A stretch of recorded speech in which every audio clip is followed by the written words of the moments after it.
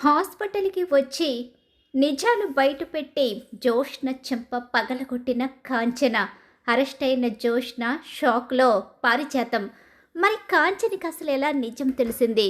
హాస్పిటల్‌కి వచ్చి నిజం బయటపెట్టే సిచ్యువేషన్ ఎలా వచ్చింది? శౌర్య అసలు కాంచన దగ్గరికి ఎలా వచ్చింది? అసలు ఏం జరిగింది తెలుసుకోవాలనుకుంటే వీడియోనైతే చివరి వరకు మిస్ కాకుండా చూసేయండి. మా వీడియో నచ్చితే లైక్ చేయడం మాత్రం మర్చిపోకండి. దీప దగ్గరికి పారిజాతం వచ్చి నీ కూతురు కనిపించడం లేదు అని చెప్తూ ఉంటుంది. బయటికి వెళ్ళబోతున్న దీపని డాక్టర్ అయితే ఆపేస్తుంది. ఇక్కడ చూస్తే హోమం చేస్తూ ఉంటాడు తన కూతురు మనవరాలు భార్య కోసం.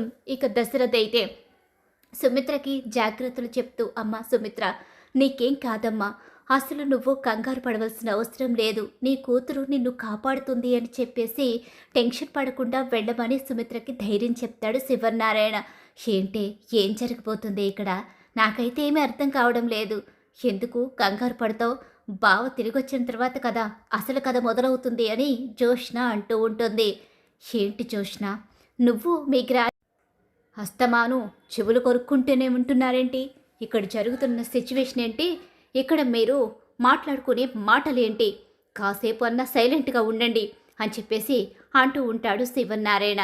ఈలోగా ఇక్కడ చూస్తే ఇక కార్తీక్ అయితే బయలుదేరతాడు కూతురు కోసం. శౌర్య ఏమైంది? శౌర్యని జోష్ని ఎక్కడ దాచిపెట్టిందని చెప్పి అనుకుంటూ వెతుక్కుంటూ ఉంటాడు. ఏమండి శౌర్య శౌర్య ఎక్కడికి వెళ్ళింది? శౌర్య కనిపించకపోవడం ఏంటి? మన చుట్టూ తెలియకుండా కార్తీక్ చుట్టూ ఏదో జరుగుతుంది, వాడు చెప్పడం లేదు. అసలేం జరుగుతుంది? అదే కదా నేను ఆలోచిస్తున్నాను అని అంటూ ఉండగానే కార్తీక్ వస్తాడు. ఏంట్రా కార్తీక్, ఏం జరుగుతుంది నీ చుట్టూ? అసలు నీ చుట్టూ ఈ ప్రమాదాలేంటి? ఒక పక్క కన్న బిడ్డని పోగొట్టుకుంటున్నావు, మరో పక్క నీ బిడ్డ అనుకున్న శౌర్య కనిపించకుండా పోయింది. అసలు నీ చుట్టూ ఏం జరుగుతుంది? నువ్వే రకమైన నిజాన్ని మా దగ్గర దాచిపెడుతున్నావంటూ ఇక కాంచన అయితే మరోసారి నిలదీస్తుంది. నీకు అన్ని నిజాలు తెలిసే సమయం వచ్చేసిందమ్మా. ఇంకా అది ఎంతో దూరంలో లేదు. నీకు కాసేపో కూసేపో అన్నట్టుగా ఖచ్చితంగా నీకు నిజమైతే తెలియబోతుంది.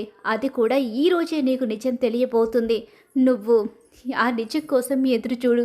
ఇప్పుడు నన్ను ఆపొద్దు. ముందు నా కూతురు శౌర్య ఎక్కడుందో వెతుక్కుని వచ్చిన తర్వాత నీ అన్ని ప్రశ్నలకి సమాధానం నేనే చెప్తాను. ఈలోపే నీ ప్రశ్నలకి సమాధానం దొరికినా కూడా ఆశ్చర్యపోనవసరం లేదు. మాస్టారు అమ్మని చూసుకో అని చెప్పేసి కూతురి కోసం వెతకడం మొదలు పెడతాడు కార్తీక్. అయితే కూతురు కోసం వెతుకుతూ ఉంటాడు. శౌర్య ఎక్కడున్నావమ్మా? ఇప్పుడు అక్కడ ఆపరేషన్ జరుగుతూ ఉంటుంది. అక్కడ ఆపరేషన్కి ఇక అత్తని అలాగే దీపని రెడీ చేస్తారు. ఇప్పుడు నేను అక్కడ లేకపోతే దీప టెన్షన్ పడుతుంది, అలాగే ఇప్పుడు డాక్టర్ కూడా టెన్షన్ పడుతుంది. వీళ్లను ఏదో రకంగా కన్ఫ్యూజ్ చేసి నిజం బయట పెట్టాలని జోష్న ప్రయత్నిస్తుంది. ఇప్పుడు ఎలా? ఇప్పుడు అసలు శౌర్య ఎక్కడుంది? శౌర్య నీ జోష్ని ఏం చేసింది? శౌర్యకి ఎలాంటి ప్రమాదం జరగకూడదు, ఏదైనా జరిగితే జోష్నని చంపేస్తాను అని చెప్పి అనుకుంటూ చాలా కోపంగా శౌర్య గురించి వెతుకుతూ ఉంటాడు. కానీ ఈలోగా శౌర్యని దాసు కాంచన ఇంటికి తీసుకుని వెళతాడు. అలా వెళ్ళేసరికి దాస్కి అప్పటికే గాయాలై ఉంటాయి. ఇక గబగబా కాంచన ఇంటికి తీసుకువెళ్ళేసరికి, అన్నయ్య దాస్ అన్నయ్య, శౌర్య ఎక్కడ కనిపించింది? శౌర్య శౌర్య కోసం కార్తీక్ వెతుకుతున్నాడు. అమ్మ కాంచన, నేను నీకు నిజం చెప్తానమ్మా. ముందు నువ్వు హాస్పిటల్కి వెళ్ళి అక్కడ మా వదినను అలాగే నీ మేనకోడల్ని కాపాడుకో. నా మేనకోడలు జోష్నకి ఏం జరగబోతుంది? ఏమైందన్నయ్య? ఆ గాయాలేంటి? శౌర్య ఎక్కడుంది? నీ మేనకోడలు జోష్న కాదమ్మా, దీప. దీపకి నీ మేనకోడలు అనుకుంటున్న జోష్న ద్వారాగా ప్రమాదం ఉంది. జోష్న నా కన్న బిడ్డ, దశరథ్ అన్నయ్య సుమిత్ర వదినల కన్న బిడ్డ దీప. ఏం మాట్లాడుతున్నావు అన్నయ్య?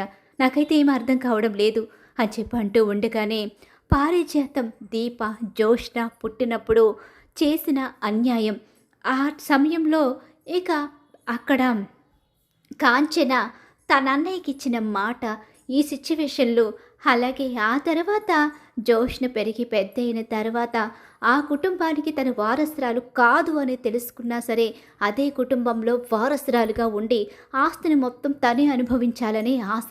నిజం తెలిసిన తర్వాత తండ్రిని చంపాలనుకునే జోష్న ఆలోచన చివరికి ఇప్పుడు దీపని కూడా లేకుండా చేసి మొత్తం ఆస్తిని తనే అనుభవించాలనే జోష్న కుట్ర, చివరకు ఇప్పుడు శౌర్యని కిడ్నాప్ చేయడం, ఇదంతా జరిపించి ఈ కథనంతా నడిపిస్తుంది.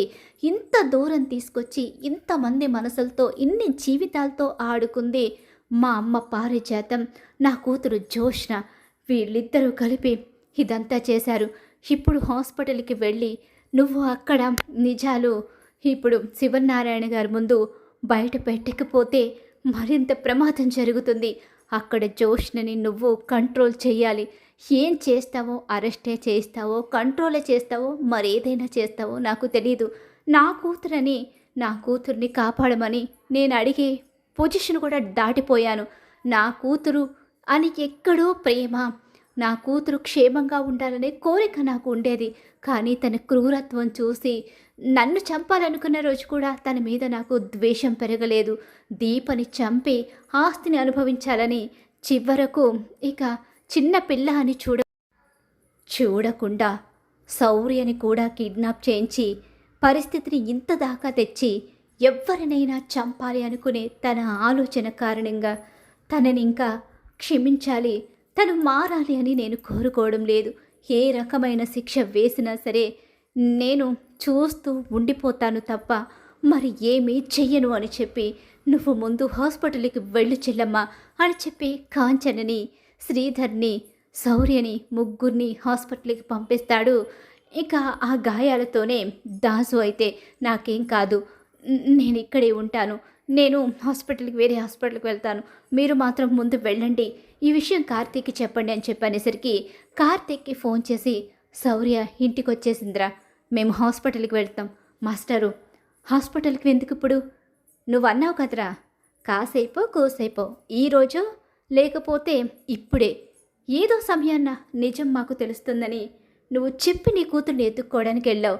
నేను వచ్చే లోపల నిజం తెలుస్తుంది, లేకపోతే నేను వచ్చిన తర్వాత నిజం తెలుస్తుందని అన్నావు. కానీ నువ్వు ఇక్కడికి వచ్చే లోపలనే నిజం తెలిసిపోయింది. నువ్వు ఇంత సందిగ్ధంలో ఇన్ని రకాల టెన్షన్స్, ఇన్ని మాటలు, ఇంత అవమానం, ఇంత బాధ ఎందుకు భరిస్తున్నావు? ఎవరి కోసం భరిస్తున్నావు? అసలు నీ చుట్టూ జరుగుతున్న సంఘర్షణ తెలుసుకున్నాంరా. ఇక ఈ మబ్బు తెరలు విడిపోవాలి, ద్రోహం చేసిన వాళ్లకు శిక్ష పడాలి. అందుకే హాస్పిటల్కి వెళుతున్నాం. మాస్టారు, అది కాదు మాస్టారు, ఆవేశపడొద్దు. ఆవేశపడకుండా ఏం చేయమంటావురా? ఇంకా నీలాగా ఆలోచిస్తూ ఉండిపోయి చేస్తున్న తప్పుల్ని భరిస్తూ ఆ మనిషిని కాపాడే అంట ఓపిక, ధైర్యం రెండూ కూడా నాకు కానీ మీ అమ్మకు కానీ లేవు. మేం బయలుదేరుతున్నాం, నువ్వు కూడా హాస్పిటల్కి వచ్చేయి అని చెప్పేసి ఇక అంటూ శ్రీధర్ అయితే కాంచన్ని తీసుకుని బయలుదేరతాడు. హాస్పిటల్కి వెళ్తూ ఉన్న సమయంలోనే కాంచన చాలా ఆవేశంగా ఉంటుంది. మన కొడుకుకి, కోడలికి, నా మేన కోడలికి ఇంత ద్రోహం చేస్తారా? అసలు వాళ్ళు మనుషులేనండి. వాళ్ళు మనుషులైతే ఇంత ద్రోహం, ఇంత అన్యాయం ఎలా చేస్తారు? ఆ ఆస్తికి ఏకైక వారసురాలైన దీపకి ఇక రోడ్డున పడే బతుకు తీసుకొచ్చి తన మనవరాల్ని మాత్రం గొప్పగా పెంచుకుంది ఆ పారిజాతం. ఎంత తెలివైందో, ఎంత కుట్రపూరితమైన ఆలోచన కలిగిందో. మనుషుల్ని చంపాలనే క్రూరత్వం కలిగిన వీళ్ళన ఇంతకాలం మన మధ్య భరించింది, ఇంకా భరించకూడదు, ఇంకా ఆలోచించకూడదు అని చెప్పేసి అనుకుంటూ బయలుదేరుతూ ఉంటారు. ఇక్కడ చూస్తే ఇక దీపని ఆపరేషన్ థియేటర్లోకి తీసుకువెళ్ళబోతూ ఉండగా, ఆగండి డాక్టర్ అని చెప్పేసి మరోసారి తన డౌట్ని వ్యక్తం చేయడానికి డాక్టర్ దగ్గరికి వెళ్తుంది. నాకేం అర్థం కావడం లేదు డాక్టర్, ఇక్కడేం జరుగుతుంది? ఏంటండి, సుమిత్ర గారికి ఆపరేషన్ జరుగుతుంది నిజమే. సుమిత్ర గారిని కాపాడబోయేది ఎవరు? సుమిత్ర గారి కూతురు. కూతురెవరు అని చెప్పి అంటూ ఉండగానే అలా ఆగిపోతుంది. ఇక డాక్టర్ అయితే, సుమిత్ర గారి కూతురు నా మనవరాలు జోష్నని మీరు కనీసం ఎటువంటి టెస్ట్లకి తీసుకువెళ్ళలేదు, జోష్నని ఆపరేషన్ రూమ్లోకి తీసుకువెళ్ళలేదు.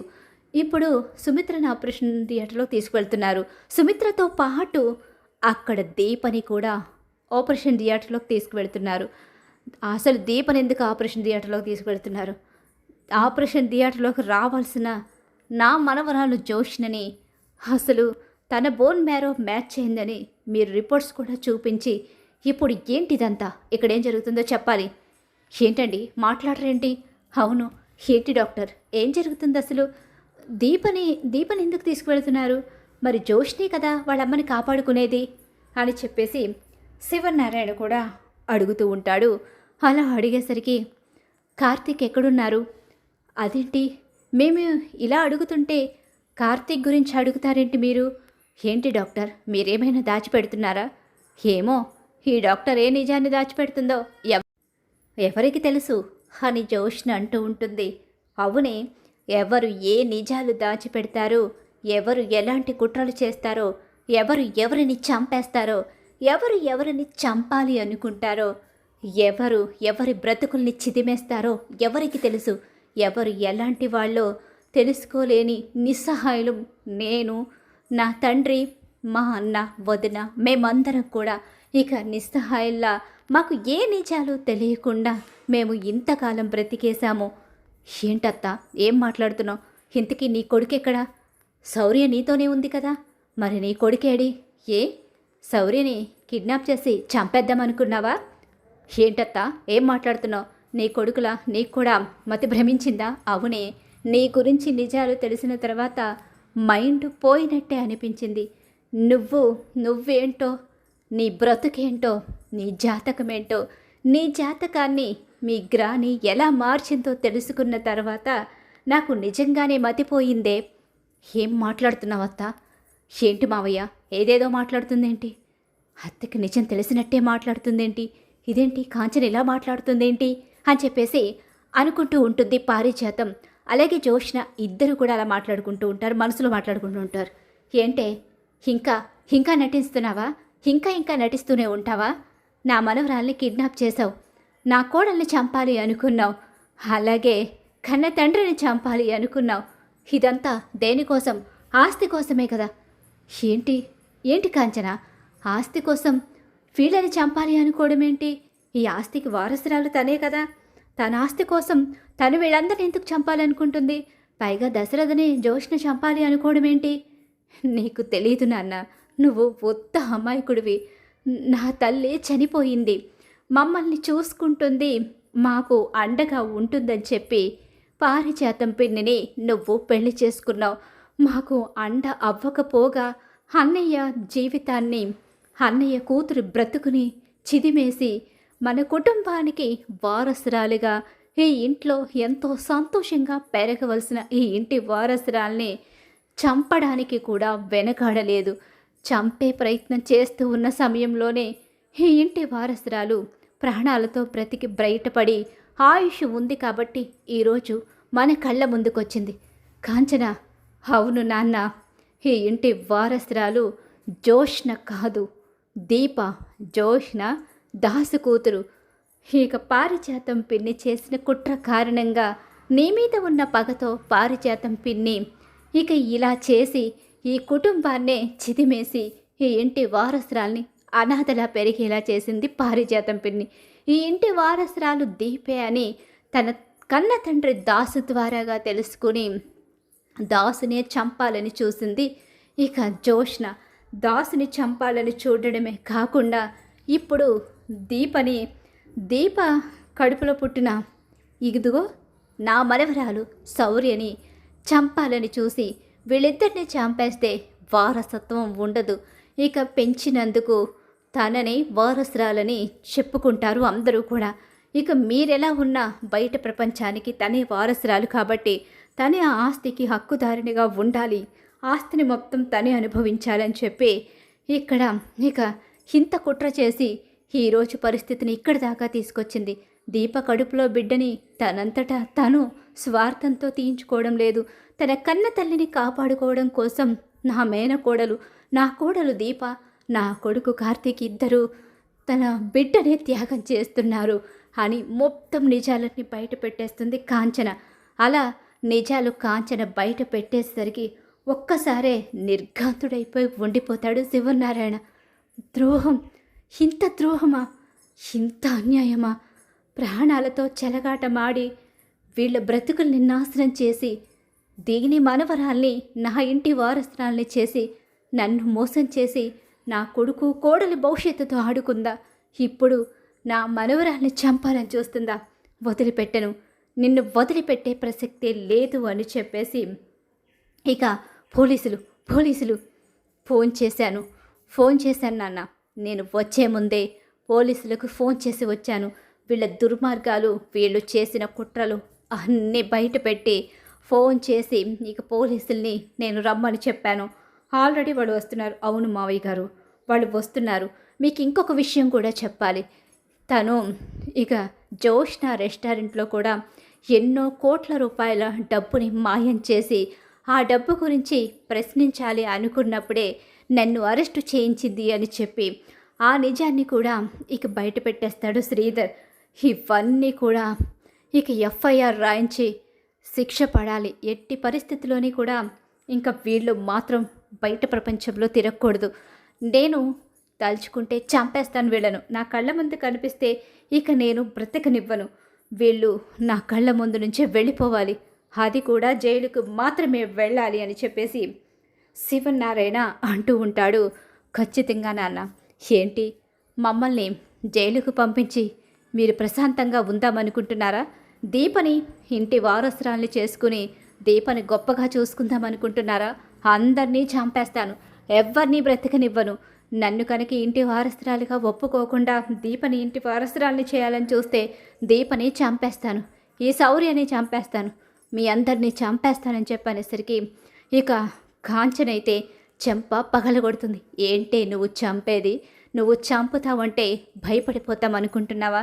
నా కొడుకుని కోడల్ని ఇన్ని రోజులు ఎన్ని బాధలు పెట్టావో బయటికి నిజం చెప్పలేక, నిజం చెప్తే మా అందరికీ ఏమవుతుందో, నిజం తెలిస్తే మా వదిన ఏమైపోతుందో అన్న భయంతో వాళ్ళు ఎన్ని అవమానాలు పడ్డారో, ఎంత నరకం చూశారో నేను ఇప్పుడు తెలుసుకున్నాను. ఇంకా కూడా నీకు భయపడి మేము వెనకడుగు వేస్తామనుకుంటున్నావా? దీపే ఈ ఇంటి వారసురాలు, నా మేనకోడలు. దీప కోసం నా అన్నయ్య అక్కడ హోమం చేస్తున్నాడు. దిక్కులేని వాళ్లకు దేవుడే దిక్కని, దీప కడుపులో బిడ్డ కూడా బ్రతకాలి అని తన తండ్రి తన కోసం హోమం చేసుకుంటున్నాడు.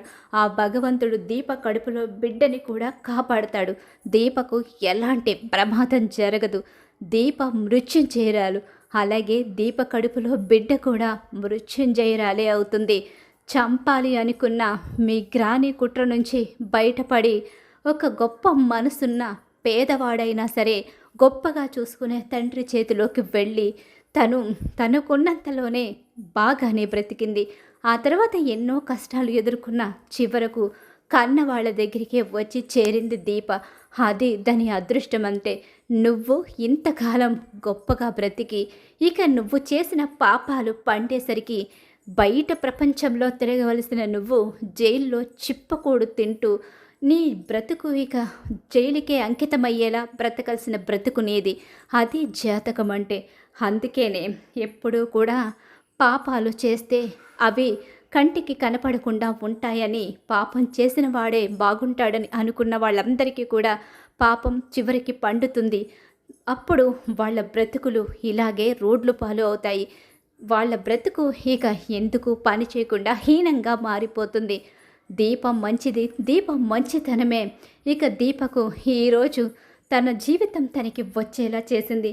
నీ స్వార్థం కారణంగానే నీ జీవితం ఈరోజు రోడ్డు పాలై జైలు పాలైంది. నీ తండ్రి, నిన్ను కన్న తండ్రి ఎంతో గొప్ప మనసున్న మా దాసన్నయ్య ఇక ఈ నిజాలన్నీ బయటపెట్టి నీకు ఎలాంటి శిక్ష వేసినా, నిన్ను ఏం చేసినా సరే తను మాత్రం ఇక నిన్ను పట్టించుకోనని, నీ విషయంలో కలగ చేసుకోనని చెప్పాడు. అంత అసహ్యాన్ని అంత గొప్ప మనసున్న దాసన్నయ్యకే కలిగించావు అంటే ఇక నిన్ను ఎవరే క్షమించగలిగేది?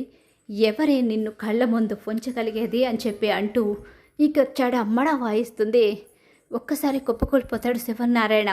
పోలీసులు వచ్చి జోష్నని అరెస్టు చేసి తీసుకుని వెళుతూ ఉంటే ఏవండి అంటే పళ్ళు రాలిపోతే చంపేస్తా నేను, నా కళ్ళ ముందు ఉండొద్దు, వెళ్ళిపోయి ఇక్కడి నుంచి, నీ గతి ఇక రోడ్డు పాలే, నువ్వు అడుక్కు తినడానికి కూడా పని చేయకుండా పోతావు. అటు కొడుకు దగ్గరికి వెళ్ళలేవు, ఇటు నా దగ్గర ఉండలేవు.